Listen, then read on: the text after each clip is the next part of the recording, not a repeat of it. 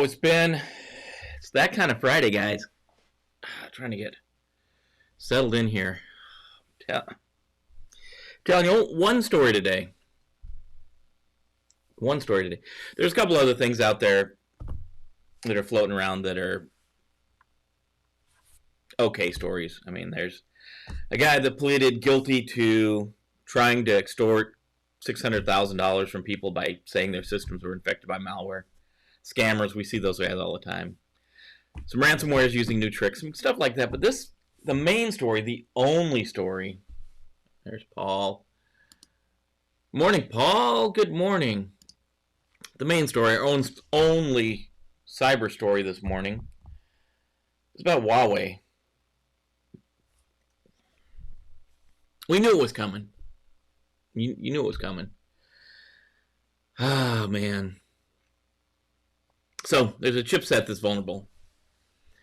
And, for, since this year started, since January 1, whatever you think about the president, his policy has been trying to force Huawei out of not only the United States, but force Huawei out of all of the Western countries we can influence.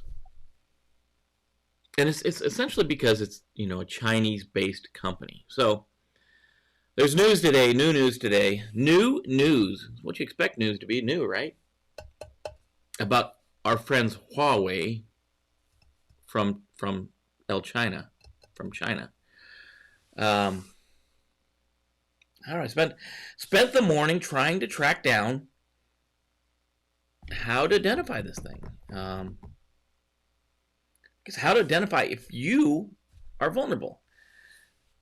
And that's what we're going to talk about today. We're going to talk about Huawei, probably in pretty good depth. The weekend's coming. The weekend's right on the corner. I hope you have good plans for this weekend. We're going to pull the boat out of the water. It's that time they're going to drop the lake to do some dredging. So we got to pull it out by October, so might as well do it this weekend. October's almost here. So that's the big plan for the weekend, that, and cutting some floorboards for a home improvement project for, not me, for somebody else. What do you guys got going on? I do have some updates to the website. We've been updating the website, putting wrenches and screws to the website. As you know, we've got this show that comes out every morning, and we move this over. We just strip the audio out, and we make it available on podcast on a number of places. Spotify, Amazon, iTunes. It's out all kinds of different places, so you can go out and grab it. Want to listen to the show, the really big show, on audio only? That's certainly available now. So that's going on.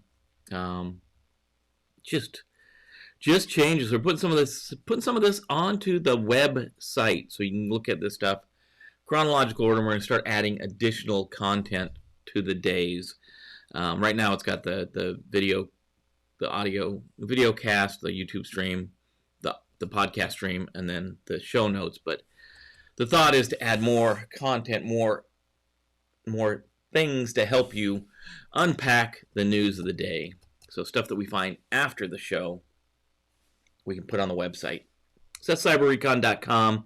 Try to build that thing out, make it a reference for you guys, for you and me. That's what's going on. Lots of crazy news. It is Red Friday. We wear red on Friday. Couldn't find my red cup because my lovely bride has cleaned the kitchen and moved stuff around again. I don't know if you guys have that, whether your significant other, your spouse, goes along and moves things. Did a great job. Everything is very organized. I'm sure she knows exactly where everything's at. But this morning when I woke up, went to find it, I couldn't find my cup that matches my cool red shirt. That's available, obviously, on Cyber-Recon.com as well under swag. But I do have my Kalispell Brewing Cup, and it's red, so I can use that. So that's what's going on today. Let's roll the intro. Listen to the groovy guitar music. We'll come back. We'll talk about Huawei.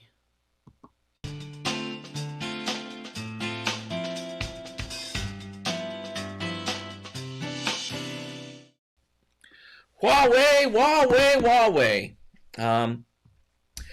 These guys were talking about Huawei, giant corporation. As you know, Huawei is Chinese. And saying Huawei is Chinese is not like saying Microsoft is American.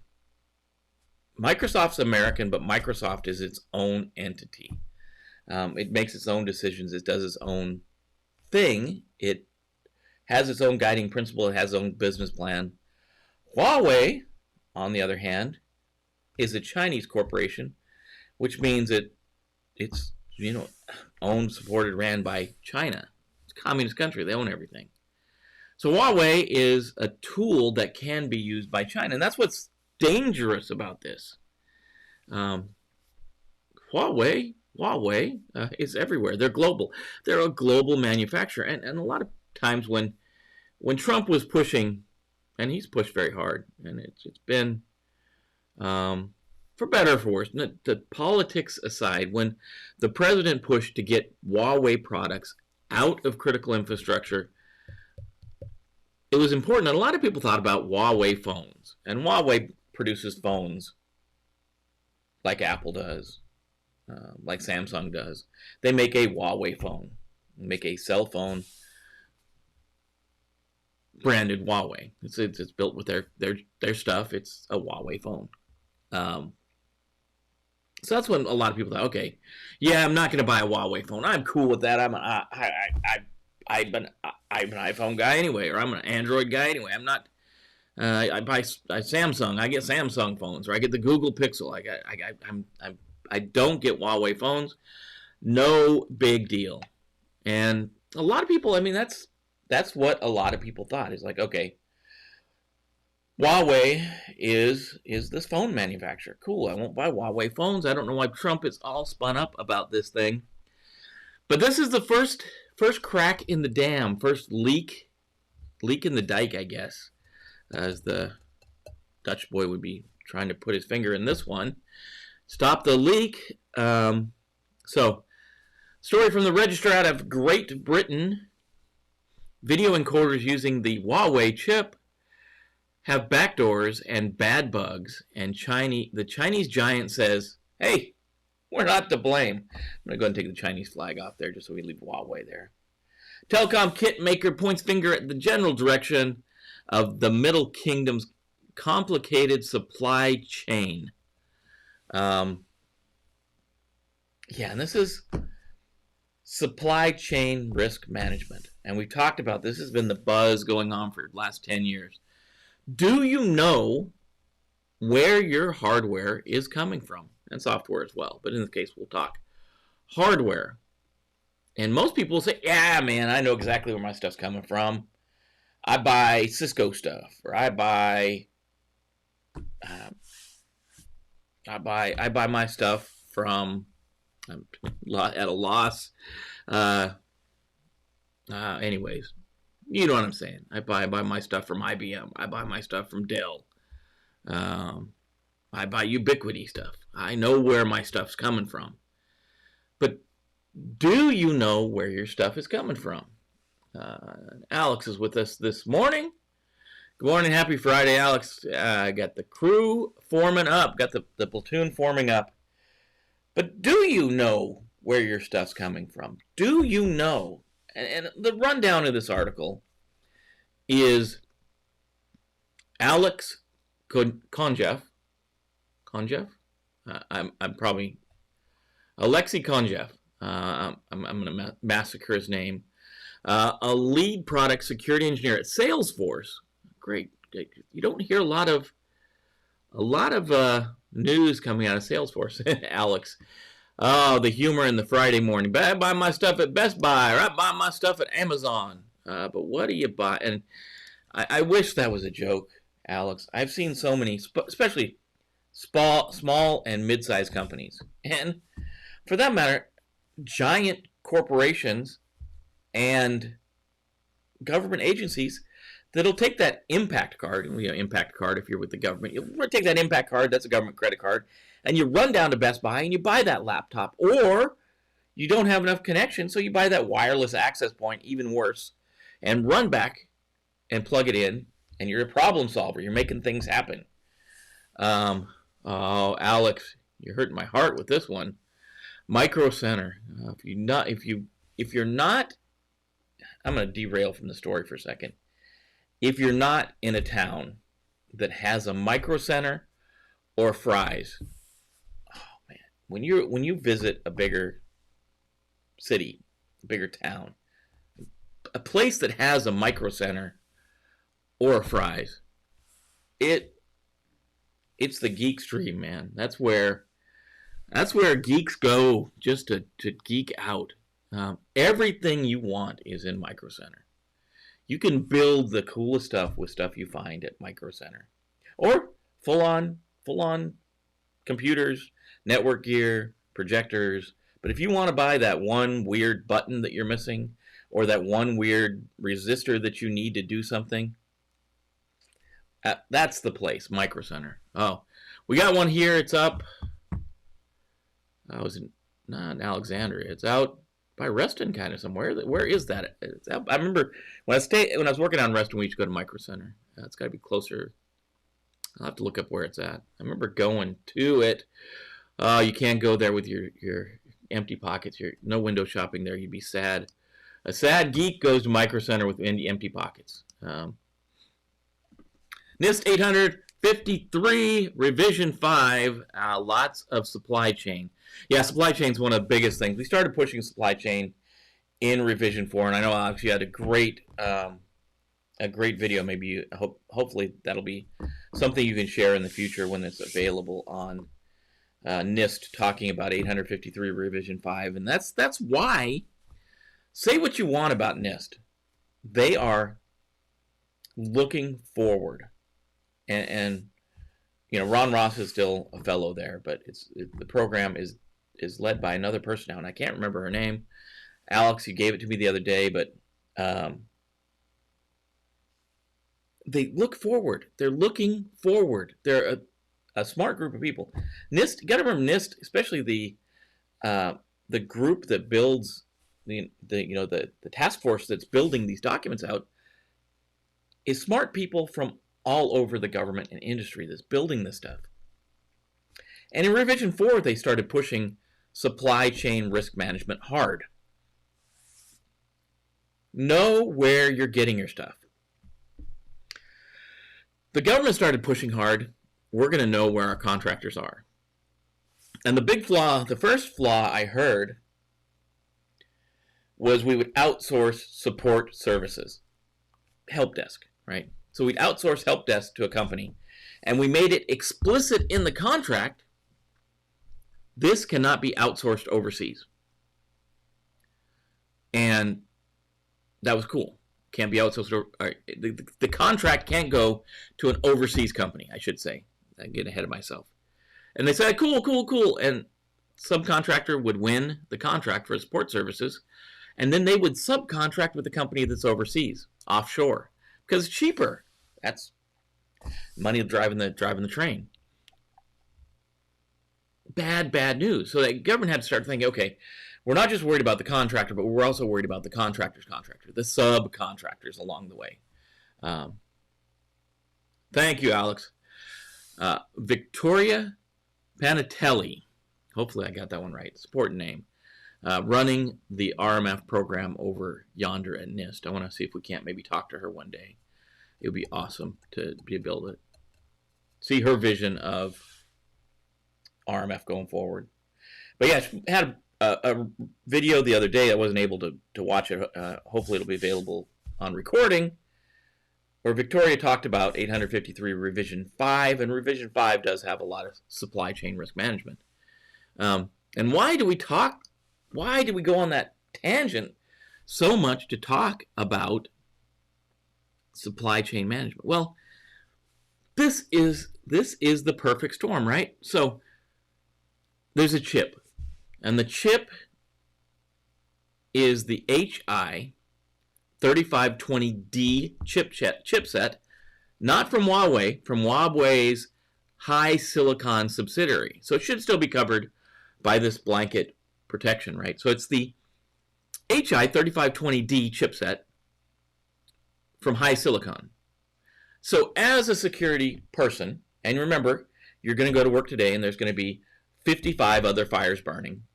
There's going to be some executive that wants to use Zoom and can't figure out why you won't let them. There's going to be people that want to bring their phone in and connect it to your network. And then you're going to have a vendor coming in to do a presentation, and they've got their presentation on a thumb drive that they want to upload to your network. And you've got to worry about the HI3520D chipset from Huawei. Is it on your network?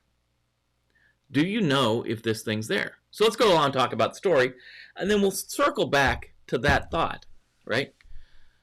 So Alexei says the vulnerabilities exist in the application software running on these devices. All the vulnerabilities are exploitable remotely and can lead to sensitive information exposure, denial of service, and remote code execution, resulting in full takeover of the device. And they list the CVEs. Critical flaws include but are not limited to CVE 2020-24-215, which is backdoor password, Telnet root access 2020-24-218, unauthenticated file upload 2020-24-217, buffer overflow 2020-24-214, and finally listed on the list of not fully inclusive vulnerabilities, a way to access RTSP video streams without authorization, CVE 2020-24-216. So this guy, Alexei, went in from Salesforce. Good job, Salesforce. And identified all of these bugs on this chipset, HI3520D. They brought forward, Huawei says, Huawei's coming back. Huawei, the vulnerabilities were not introduced by its high silicon chipset, nor the SDK code it provides to manufacturers that use its components. That would mean someone else provided the makers of the video encoder devices application software riddled with holes, and this code was shipped with the equipment. The products just happened to use the HI3520D chipset. Things does this malicious code doesn't exist anywhere else, but it does these malicious hackers that have injected themselves in the supply chain have only targeted the HI3520D chipset. They've not included this long grocery list of vulnerabilities into anyone else's chipset, just specifically into this chipset. So, you may ask, where is this thing? Oh, we have Carnegie Mellon University Cert Coordination Center. They've jumped in. They've said vulnerabilities exist in various network services running on various manufacturers' devices that use high silicon parts, and the result of the software bugs, such as insufficient input validation and hard-coded credentials. Hard-coded credentials. So part of this bug, you may have caught it when we talked about the CVEs. Which one was it? CVE 2020-24-215. Administrative access with backdoor password. So what they've done, someone, not Huawei, definitely not Huawei, because they say it's not them that did this, but someone got in the supply chain and impacted only this chipset. Keep looking for the number here. Yeah, HI3520D. They only went and did that, but they hard-coded into the software a backdoor with a hard-coded password. So it's obviously somebody that's going to come back in and try to access these devices. So the article, and again by the Register, points out that Alexei analyzed video encoders from U-Ray Tech, J-Tech Digital, Pro Video Instruments, and found all of their devices, found their device, I didn't say all, but found their device to be vulnerable. to some or all of the reported flaws. He identified several other vendors offering products on the same system on a chip, and he believes many of them share the flaw, including equipment from Network Technologies Incorporated, Opry, Mind Technology, Blankcom, ISEEVY, Oravision, Worldcast Producer, and Digicast. So I was like, I want to go out. How can I find an easy way to see if I'm using the HI3520D chipset? And where is it used? Well, generally it's used in security, video surveillance security software. So it's in the video recorder. Take the flag off. It's in that video recorder that all the cameras connect to. It's the brain of the video surveillance system in many organizations. The problem I have, well, there's a number of problems with this story. One of the main problems I have with this story, it's hard to tell where this chipset is at and if you're using it based on reviewing the hardware you purchased. So this morning I spent some time looking around, seeing if I could find an IPTV that uses H.264 or H.265 encoding. And essentially what that means is that video surveillance device encodes in H.264 or 265, the same standard we're using right here to go to YouTube. 265 is what we use to go to here. It's just an encoding standard. So this chipset, as you can guess, IPTV is an Internet Protocol television standard. It's the device that you plug all your cameras into. All your physical surveillance cameras. Now, if you've ever watched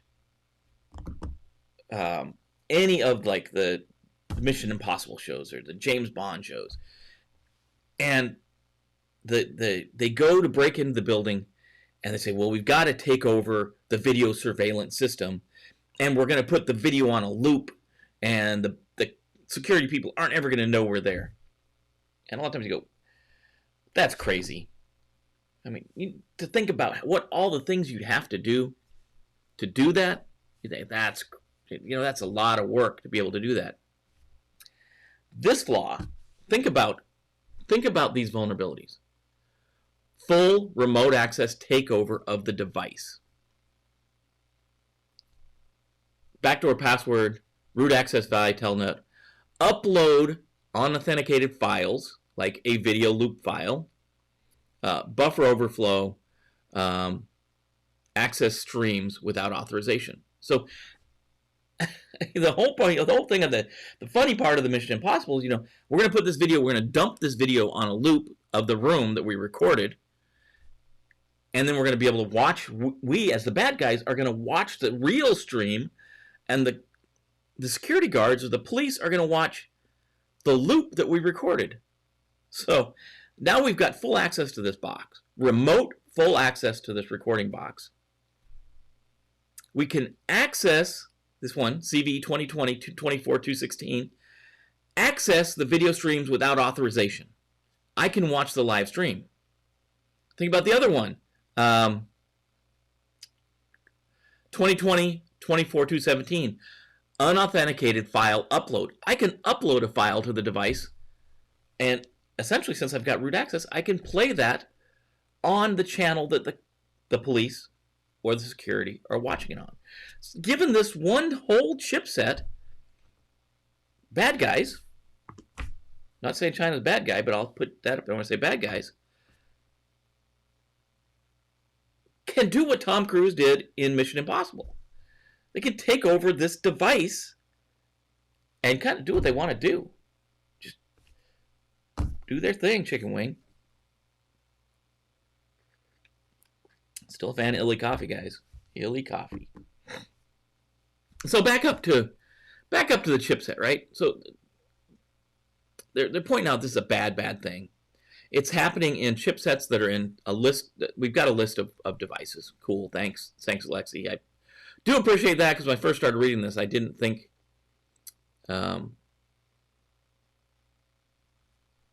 was going to be a listing.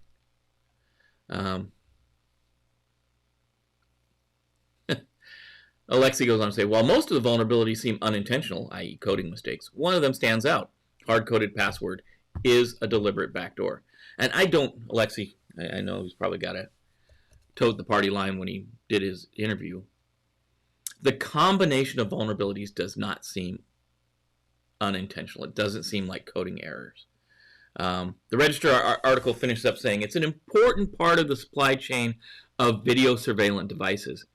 HiSilicon is willing to collaborate with downstream equipment vendors and researchers through coordinated response to cybersecurity risks brought by the vulnerabilities mentioned in the report and to protect the interest of end users. The tech Goliath concluded. The other thing is, I think it was Pro Videos is the only one that took notice. So Alexi told all these vendors, he went, hey, I looked at this chipset, you're using it, it's vulnerable to all this junk. Pro Video is the only one that responded. The rest of them were like, we don't want to know. I'm putting my head in the sand. I don't want to know. Now back to our problem. Back to the problem that Jim has. HI 3520D is the chipset we're worried about. Is it on my network or not? Now, it should be easy enough, and I'm sure I can fire up Nessus or fire up Qualys and scan the network looking for these vulnerabilities. You know, this set of vulnerabilities, and if I find them, it's probably a chipset. The HI 3520D. But what if I'm buying a device right now, and I went and I looked to buy a video surveillance device, right? I need to find out if it's got this IPv-TV converter that uses the HI 3520D chipset. And about only half, probably less than half, of the manufacturers, the articles, the eBay ads, the Amazon ads would say what chipset they had at all, right? So now I'm the security guy. And remember, I've got these fires to fight today. Got all of these fires to fight. Good morning, Eric. Got all these fires to fight. I'm going to go, does this executive really need Zoom? And if he needs Zoom, how do we get it taken care of? On the other side, maybe he's a general. Maybe he's a senior executive. I've got all these other fires. I've got vulnerabilities that aren't being patched. I've got people that are trying to push new systems forward with the vulnerabilities. And now I've got to figure out, do I have the HI 3520D chipset from Huawei's HiSilicon subsidiary? So first of all, it's not going to be listed as Huawei at all. It's going to be listed as HiSilicon. So first of all, I've got to know that all of the subsidiaries of Huawei, who are they all? I've got to know that. Because I don't want Huawei on my network. Personally, I'm gonna look for Huawei. I don't want it off my network because of things like this. Because of things people will build into the system that may be used later against us. Say we go into a conflict with China, and they do have a lot of these chipsets out in our infrastructure. Does it blind us? Reliance on security cameras is increasing every day.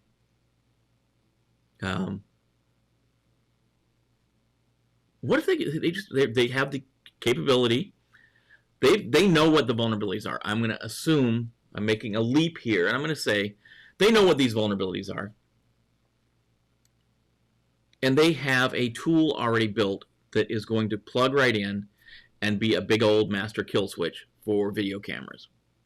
Or, on the other side, it's going to be a big old access button that allows them to see everything that our cameras have put in place. Now, a hostile force would find this very appealing. And maybe just for intelligence gathering. Maybe just an intelligence gathering event to access these things. That's why Huawei, this is the story that just threw me off on my rails this morning. And just, do you know if you have the HI 3520D chipset in your network, on your network. Alice got a recommendation. Ghost Fleet. Read Ghost Fleet by Alex Singer. We'll have to put that on the reading list, Alex.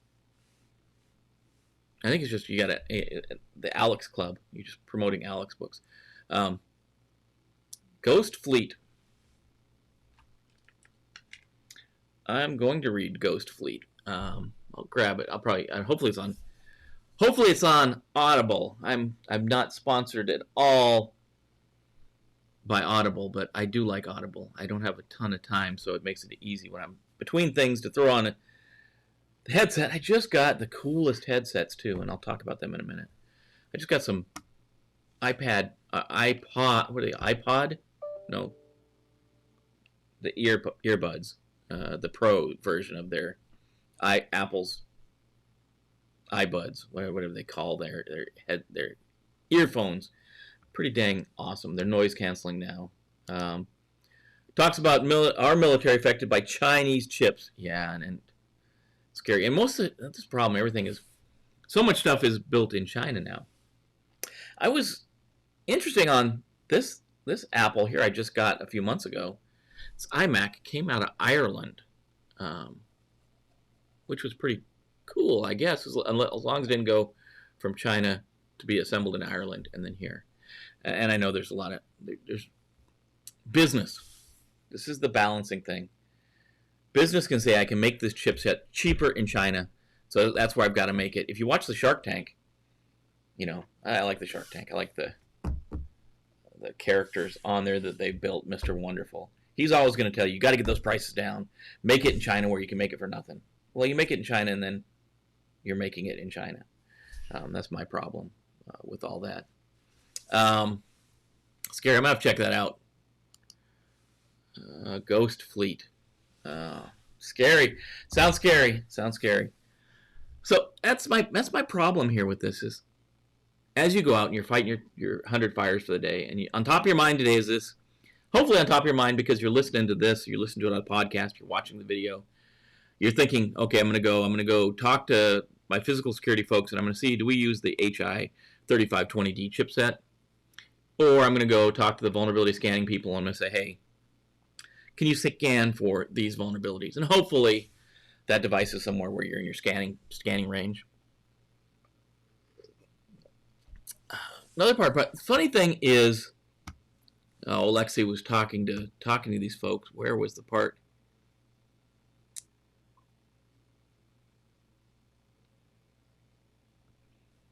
Essentially, second riddles holes. Launch an investigation. Yeah, someone in the middle, someone in the stream. Okay, here's what he says. This is when he notified. When Alexei notified the various vendors, only Pro Instruments came back. Most of the vendors, he said, have not yet issued a fix for these flaws, and in absence of a patch, he advises the network admins to make sure affected devices are behind a firewall with no externally exposed ports with rules to block untrusted access. He was able to find several hundred potentially vulnerable devices using security-oriented service search such as Shodan.io. So he used Shodan, great use of the tool. And if you know Shodan, it searches the internet, network device, web devices. So they're publicly exposed encoders, all exploitable over the internet. So not even have to touch those devices. You don't even really have to try. They're just on the internet broadcasting there. Hey, we're here. Come look at us. Ghost Fleet, well worth the time. I like an easy read. You know me. Easy reads are good. I'm gonna check it out. I'll look it up on Amazon today. So what do you guys do? I think the easiest for me, the path forward. For me, the path forward is fire up Nessus, fire up Qualys, fire up whatever iRetina, whatever scanning tool you're using,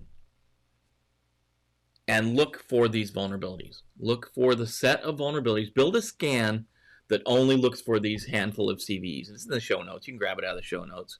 They're all 2020. It's 20. I'll start with 24, 214, 215, 216, 217, 218, and 219 in a string, and just scan your entire network for that.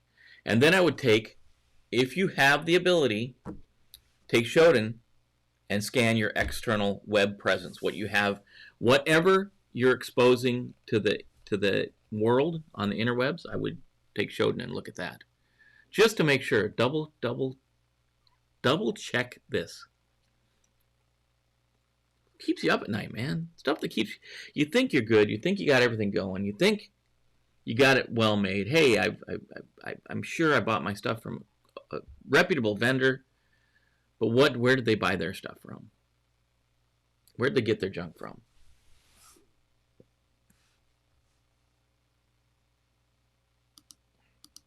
Eric. Oh, sorry. Eric, I can't seem to control my mouse today.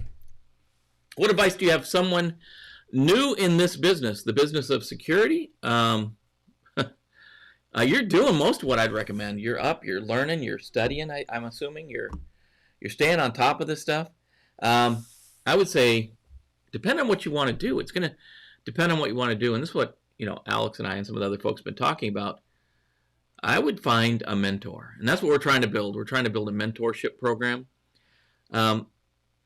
It's really, Eric, what do you want to do? What do you want to do in security? Think about all the different paths you can go down. You can go into security leadership. You can go deep into like red teaming and penetration testing. You can go into security operations center management and incident management analysis, that kind of stuff. You can go into reverse engineering exploits. You can go into there's so many directions you can go. The first thing we need to know, Eric, is where do you want to go? What do you want to? Where do you see? I hate the question that you hate. Where do you see yourself in 3 to 5 years? Where do you want to be? And that's really what Alex has been helping with this, and some other folks have joined on, but they haven't officially signed on. I'll throw Alex's name around because he said he would help when he can. But my question back to you, Eric, is what do you see yourself wanting to do? What do you have? What if you've been toying around with security for a little bit? What's fun to you? What do you think is fun? Because that's going to determine the advice. New in this business, it's going to be learning. Learn all you can. Learn as many operating systems as you can. Learn as many different technologies as you can.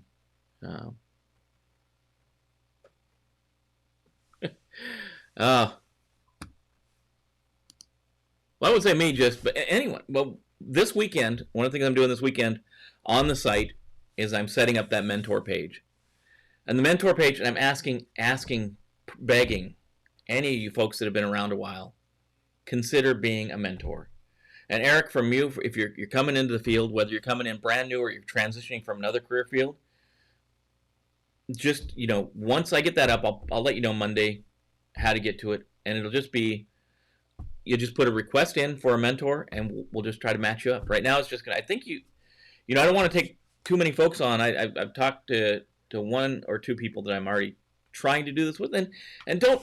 When I first started doing this, those folks out there that I would like to try to convince to be a mentor, don't think of this as you have to be the expert in everything. Don't think that you have to be the all-knowing guru, because that was my fear at the beginning. Is I'm gonna take Huawei off there because we're not really talking about Huawei anymore.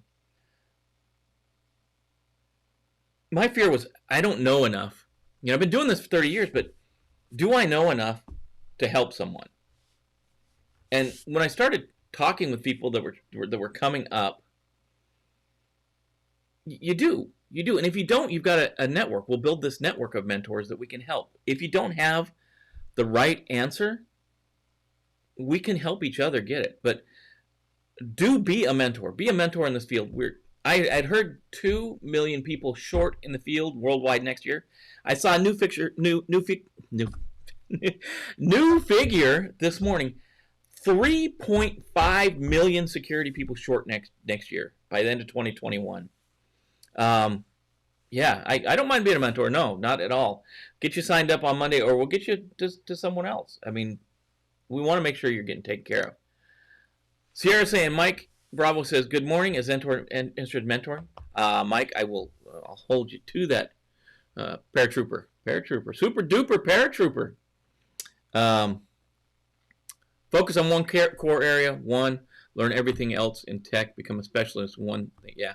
Strive to be an expert and keep on learning always. That is, see, Alex, that's mentor advice right there.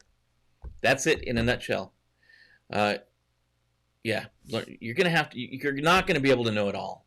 There's just too much insecurity. Yeah, that needs to be framed and put on the wall, Alex. That is. Big thank you to Alex. Someone asked, what do you do? I have a 7 to 10 word answer should be your specialty. Yeah, if you think about it, like the RMF, and I talk a lot about the RMF because I hold the RMF close to my heart because I think it is a problem solver. And nobody wants to believe me. Well, some people do. I take that back. It's a problem solver. If you've got, it's like, what's his name, Roy Van Winkle? Vanilla Ice? Yo, if you got a problem, yo, he'll solve it. That's the RMF. If you got a problem, yo, it will solve it. If you got a problem in supply chain, there's controls for that. If you got a problem with insider threat, yo, there's controls for that. Firewall controls. Access control, controls. Identity management, controls. There's controls for all that, but you need to learn to be a master of the RMF. And to be a master of the RMF, like Alex just said, you got to kind of focus on the RMF. You got to learn other things. You got to know when we're talking about identity and access controls. I love that one. Talk about IDAM controls. You got to know what that means. You can't just be. You can't be that. And I've seen that security person that rolls up with the book and says, "You got to have an 8-character password." You got an 8-character password? Yep. Okay, cool. You got an 8-character password. That's it. Not knowing why or how to check it or any of that stuff. Yeah. I protect companies' supply chain through analysis of their implemented technologies. Great. See, that's why Alex is. That's why Alex begged Alex to be in the mentor program. Answers like this one right here. Yeah. You guys don't know, if you're in the Northern Virginia area, Alex is a good guy to get to know. Spend some actual personal time with him. We've spent time. It's been a while. It's been years and years since we sat down and had lunch. We keep talking about it. I think we're going to go visit a brewery instead. Maybe we'll do I think here, Alex, and I think you probably brought this up, and I'm just reusing your idea. Or maybe even Mike Bravo. Somebody brought it up. And Mike's not in the area. He's out in Ohio. Let's get together at a brewery. Let's find a brewery somewhere, kind of in the middle of Northern Virginia, and have a. I know we got social distance. I know. If we get together and have a beer or a beverage of your choice, if you don't drink beer, maybe we find a winery and brewery, and get together, do a remote stream. That'd be kind of fun. Got a lot going on in the chat over here. Sierra is you're channeling Mike. RMF has to remain dynamic. Can't go into compliance. Yeah, you got to stay on top. That's the thing about the RMF. You do it every day. That way you don't have to do it every 3 years. You do a little tiny bit every day. It's like that oil commercial we used to have. You pay me now or you pay me later. It's one or the other. You pay me now, you pay me later. So that's the RMF. Either you pay a little bit every day, and that means you stay secure through the entire period, or you wait till the end and you have to do this giant bunch of work.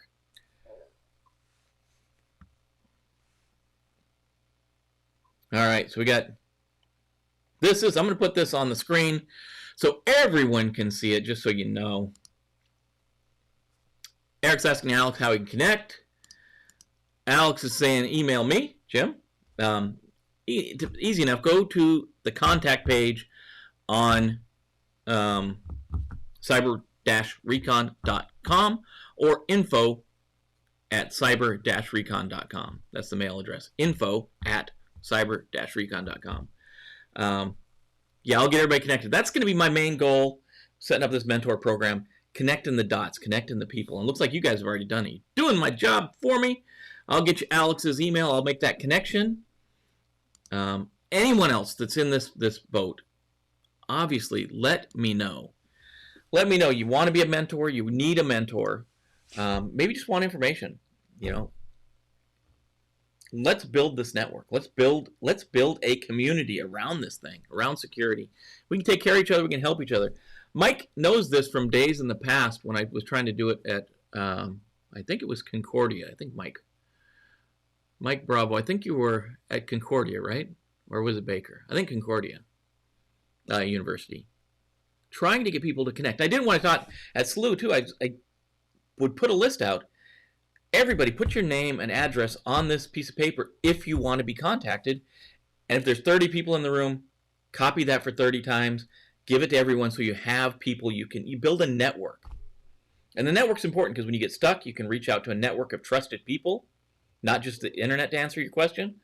Or inevitably, when it comes time to move from one job to another, whether that's your choice or someone else's choice, you have a network to reach out to and say, hey, I'm looking for jobs. Does anybody know where I can go? Yeah. I can't quite control the broadcast tools today. There we go. Thank you, Eric. I appreciate it. I do like sharing. That's a big point of why I get up in the morning to do this. Is as you can tell, it's not as dark as it used to be, and at some point I'm going to have to go sit on a beach and drink Mai Tais and stuff like that. So we gotta transfer as a community. We all have to continue to transfer good information down to the next generation. Hopefully, each generation gets stronger and to the next level. I thought it was Concordia. Yeah, Concordia, their master's program up there. Good stuff. Yeah. So that's what we spent a lot of time talking about this.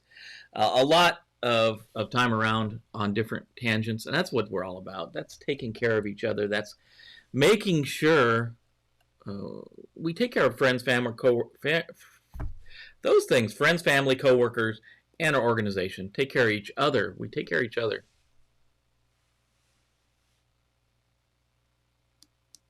It's sad to hear you can't control the broadcast. Yes, I know. Sierra Bravo. Oh, slip left. You guys want to know what day it is today? You got to have a holiday to talk about. Today, there's Piper. I don't know if you hear upstairs barking at people walking down the street. It's National Cheeseburger Day. I put a link in the show notes from today, USA Today. National Cheeseburger Day 2020. Find deals and free food Friday at McDonald's, Applebee's, and more. Few little places you can go get apparently a free hamburger today, maybe. I haven't really read that story. The other thing going on, the not so weird holiday, it's Rosh Hashanah. Rosh Hashanah is the celebration of the Jewish New Year. Celebrating the New Year, Rosh Hashanah celebrates the creation of the world. It also is one of the holiest days of the Jewish year. Your trivia for that one is, did you know Yom Kippur and Rosh Hashanah are the only Jewish holidays that do not have roots in historic religious events? So I couldn't leave Rosh Hashanah off. There's really no facts about cheeseburgers on this. Come on, you always gotta have facts about cheeseburgers. National Cheeseburger Day, top off America's favorite sandwich with a piece of cheese. I don't ever eat a hamburger without cheese. I guess that's just me. The food industry makes a point to celebrate a wide variety of foods. We believe cheeseburger certainly earns the day. No facts on the page about how many cheeseburgers we eat a year, all that stuff. Oh, well. Just so you know, National Cheeseburger Day. It is. Thanks for being with us this morning. Look on Monday, and we'll talk about it Monday morning. We'll talk more about the mentor program. That'll be one of our main points. Those folks that can, I'll probably, the folks that I see on the list already, Alex, I've already tapped you a little bit.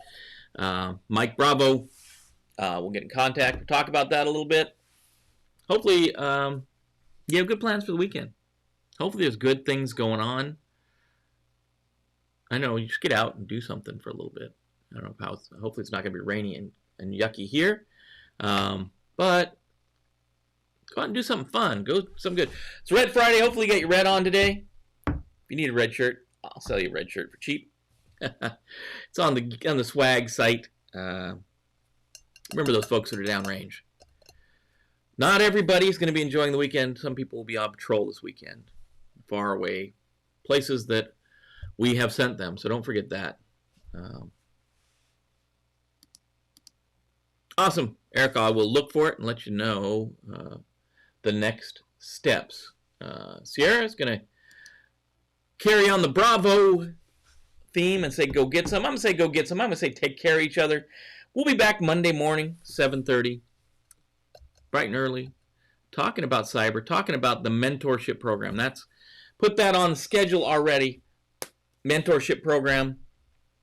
You need a mentor? You want to be a mentor? I'm going to make that connection. We'll get people going. See if we can't build a program around this to help people get in.